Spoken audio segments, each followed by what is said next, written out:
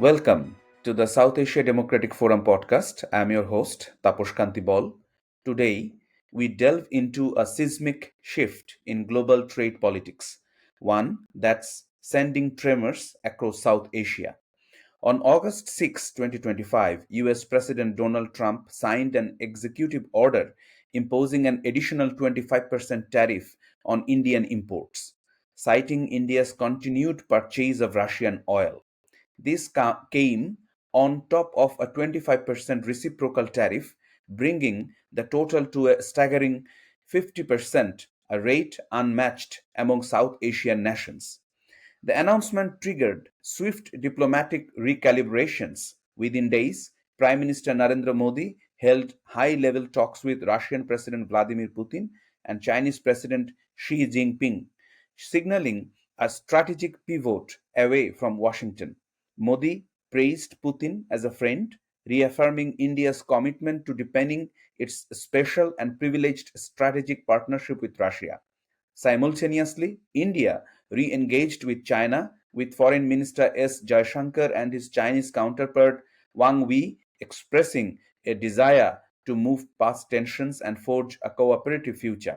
This episode explores the chronology of events that led to this moment, from Trump's sweeping tariff regime that began in February 2025, targeting countries from Mexico to Vietnam, to the July 31 executive order that redefined US trade relations with 69 nations.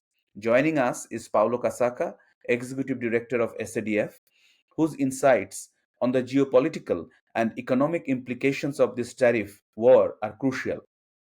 SADF has long warned of the risks posed by unilateral trade actions and the erosion of multilateral frameworks like the WTO. As South Asia stands at a crossroads, caught between US protectionism and Chinese expansionism, we ask what future awaits India and its neighbors in this new global trade order. Stay with us. Paulo, welcome to the SADF podcast after a long time. So, Paulo, can you briefly explain the rationale behind the Trump administration's decision to impose such steep tariffs on India, especially compared to its South Asian neighbors?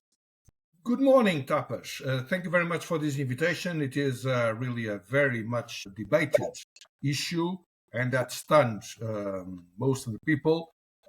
I don't think that there is any strategy. I think that we all witnessed that during these past 6 months. President Trump announced several positions and came back everywhere in the world. And has been also the case of India. I mean, it started very well before the inauguration at the meeting between the two, the president-elect Trump and Modi, and it derailed. I think the worst thing would to get strategic consequences out of things that are, some of them are strategic, some others are not strategic. So, what do you think about the immediate economic and diplomatic consequences of this tariff announcement? Yeah, I mean, these are things for very complex modeling. To start with, we are not at all sure that things will develop like that. And I think that Modi is exactly working for making an alternative. So I don't think it is worth to lose much time on this issue. What I think is important is to understand this volatility of the US presidency. Of course, for this volatility, there is, what everybody is speaking about, which is the personality, is populism, is specific characteristics. And of course, they are important. Although I think that they tend to be dealt with in the international arena in a very conspirationalist view. It's not black and white. I mean, as anybody else, he has some points that we can see as good, some points that we can see as bad. But obviously, President Trump, populism, well, it is very much linked to his own state of mind. And he showed to be very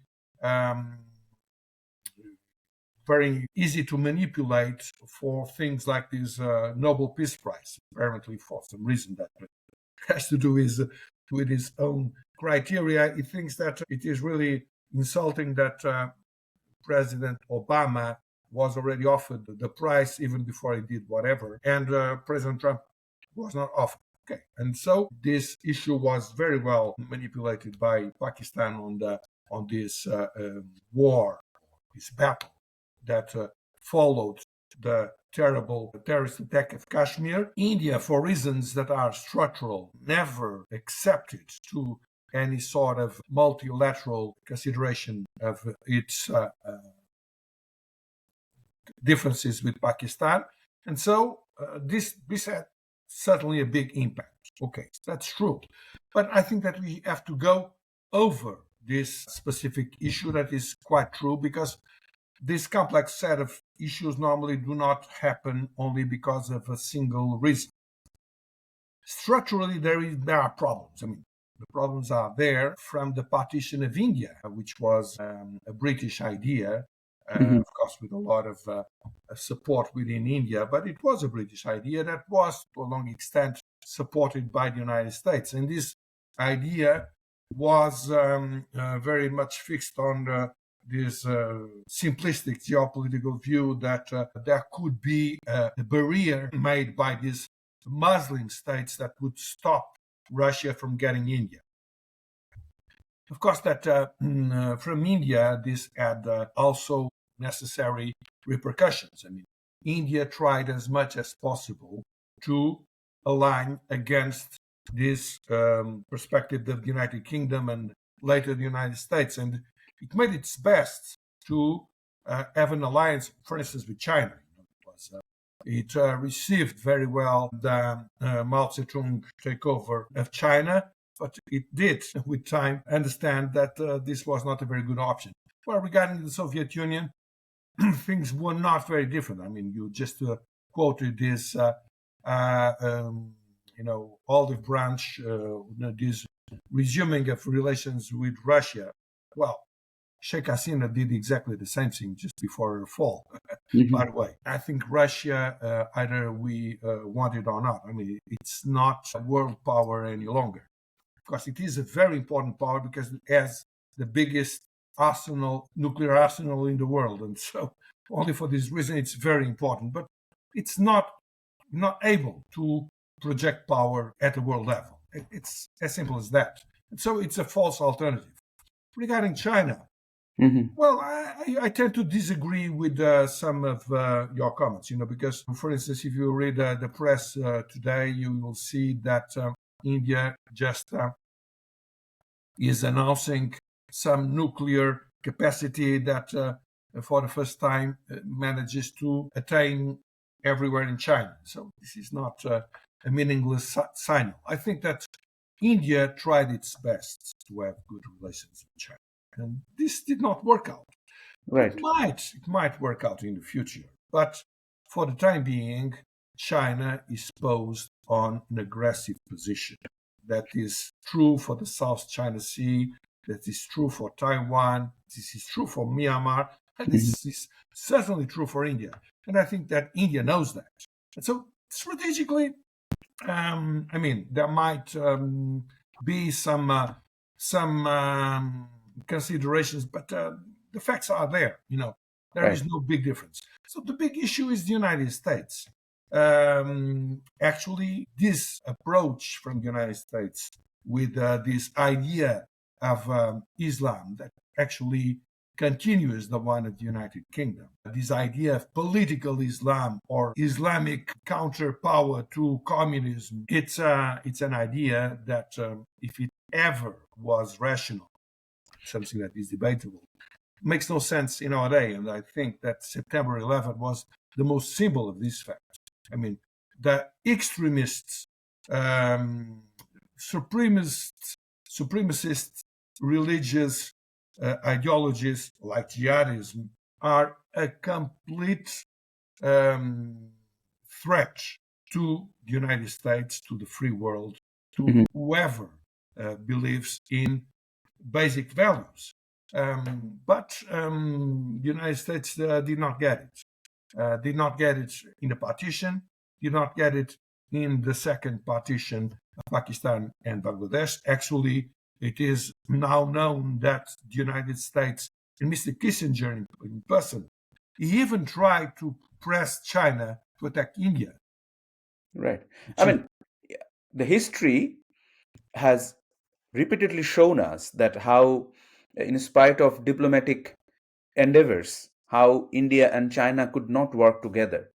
And as you have rightly said, that even though Russia does not have anything more than a nuclear arsenal, but recent meeting with Trump and Putin might say a different statement. But that is a topic for another podcast. So moving back to this one, that how do you see this tariff regime affecting India's role within South Asia?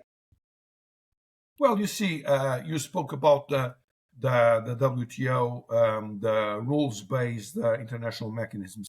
Actually, I don't think that there is a new order there, but the old one is collapsing. That's clear. And it's also collapsing on the issue of trade. Of course, that the foundations of the regime as it lasted up to now were based on premises that could not last. I mean, you you cannot do what you cannot support, and I think that Mr. Trump understands that. You cannot support a free trade agreement that does not look at political consequences, because otherwise you will be financing the arming of a country like China that used the free trade up to the end, and the arming of China to threaten yourself. Simple as that. And so Mr. Trump did understand. And so this system is not working any longer. It is collapsing. But I don't think that there is a new order. There is a bit of chaos right now. And so Mr. Trump is doing things that are not really very, very consequent with the others. I think that there is a tremendous lobby, Islamist lobby, within Washington, centered in Qatar. It's not only made by Qatar. I mean, that's you have made that statement over and over again. But my question was that how this is going to shape India's relationship with other South Asian neighbors. What kind of effect? Exactly. But the way that India has to respond is to understand this. Because if it doesn't understand this, it has no solution.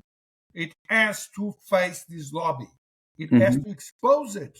It has to make a counter narrative, because the narrative right now is the one made by this Islamist lobby. I mean, what is happening in Bangladesh is the most obvious thing.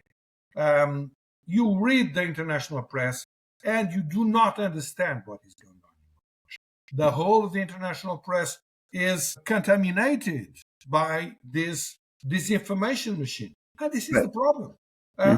One has to show that this is not true. One has to show that this coup that took place last year was a disaster for human rights, was a disaster for democracy. What is happening, this idea of a constitution made in a cabinet commanded by a businessman is outrageous when anyone who understands a bit of democratic principles. This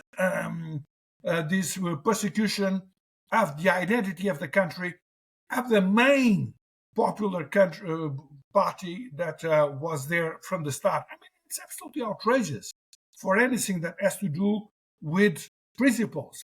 And besides that, it is against the interests of the United States, because obviously it is fueling China, which is the main competitor. It was obvious before it started.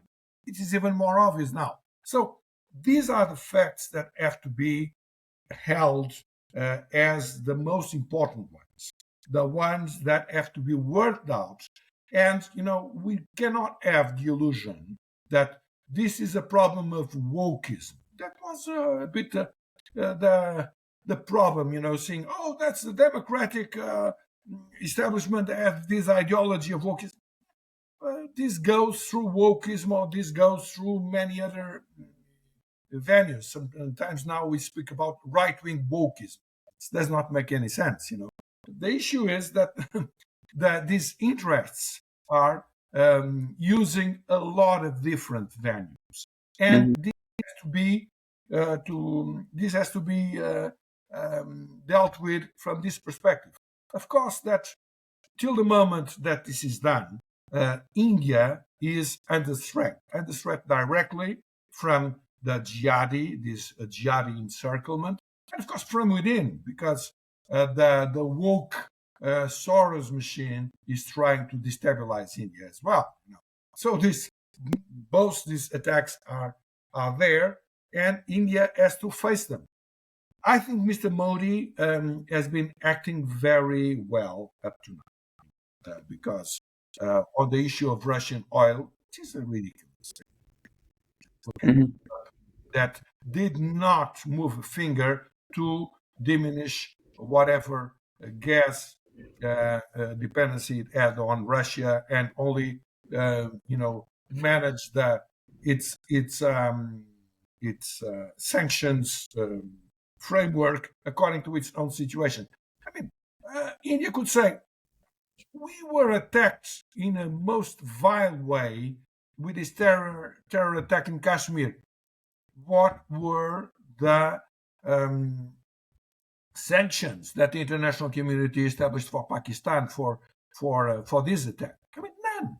I mean, how can there must be reciprocal conditions for this to be asked to India? I mean, it is completely outrageous. Oh, Right. and there are big business people profiting from the Russian oil. Oh, really?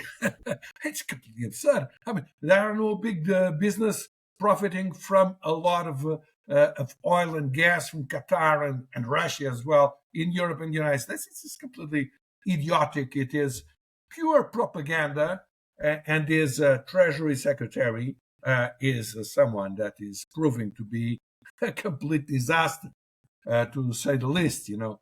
As many other people that are gravitating around Mr. Trump. So I think that Mr. Modi did the right thing. He said, we can negotiate these things, but of course the interests of India are kept. Okay, this is it. But of course it does not sort out the full problem. Of course not. Without having an international response, without addressing the real issues, I don't think there is a solution for this. Right. We will move on to SADF's work because SADF has long advocated for multilateral trade frameworks. How do these unilateral tariff actions by the US affect the credibility and future of institutions like the World Trade Organization, Yeah, WTO? I mean the credibility of the international organizations, it's absolutely ruined. The WTO as well. So what we have to think about is about the future, is how to recreate that. Of course, that we cannot say, as we did in the past, that free trade is everything and should not take consideration of political factors and, of course, of environmental factors as well, because they must be there. And human rights, yes, they must be there. Of course, the problem is that one of the reasons why this framework is really devastated is that human rights became complete hollow concept. I mean, we have seen that with the Qatar Gate in the European Union that exactly targeted the Human Rights Subcommittee for this Human Rights Subcommittee to have a new concept of human rights that actually put things upside down Mhm. and and would consider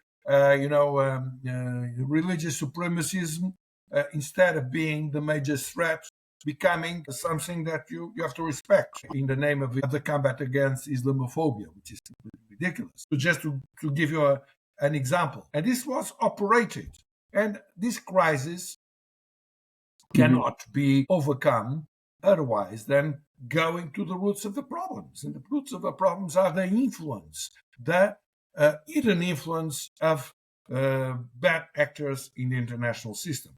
But the system has to be rebuilt. Okay, so that brings us to the long term outlook. Do you foresee a long term shift in global trade alliance emerging from this episode? What role might South Asia play in a potentially reconfigured global trade order? I don't think that this is not an order, as I said. This is not strategic, as I said. I don't think that there is a new order either. There is chaos, and so I don't think that we have to lose much time to try to make of chaos something that is not chaos. What we have to consider right now is the move to a new order that will accomplish what we have been saying up to now. Otherwise, we will have no real solution and we will have bad consequences, of course, for India and for all of South Asia. What should policymakers in South Asia be prioritizing right now to safeguard their economies and strategic autonomy in this volatile trade environment? Well, I think, as I said before, I think President Modi made Prime Minister Modi, you mean? sorry, exactly. Prime Minister Modi made exactly the move that was necessary. I mean, he said that we can negotiate the Russian oil. We have to stick to the fundamentals. That's I don't see any other alternative. Of course, that there are problems, for instance, regarding agriculture in the internal policy of India that are not specific to India, that are a bit global, but that are very acute in India, that he tried to address and he did not manage to in the previous mandate. And he really lost a lot of popularity out of his efforts. And these things continue to be fundamental regardless of whatever happens in the world stage. And I think that we should not lose from sight all the rest. We should not focus only on things that cannot be sorted out as such, and we should stick to very important questions like the environment, like, of course, equality, education, like health. This should not be distracted by this all what is happening in this international arena. Thank you. That brings us to the end of today's episode of the South Asia Democratic Forum podcast. We have unpacked the ripple effects of the Trump administration's tariff regime on India and its South Asian neighbors and explored how these economic decisions are reshaping diplomatic alignments across the region, from Modi's strategic outreach to Russia and China to the broader implications for multilateralism and regional stability. This is a moment of transformation. A heartfelt thank you to our guest Paulo Casaca, Executive Director of SADF, for his invaluable insights and for helping us navigate the complexities of trade, diplomacy, and power in South Asia. If you found today's discussion thought provoking, don't forget to subscribe, share, and leave us a review. You can find more analysis and commentary on South Asia's evolving geopolitical landscape at www.sadf.online. Until next time, I'm Tapas Kanti Baul. Stay informed, stay engaged. Thank you, Paulo.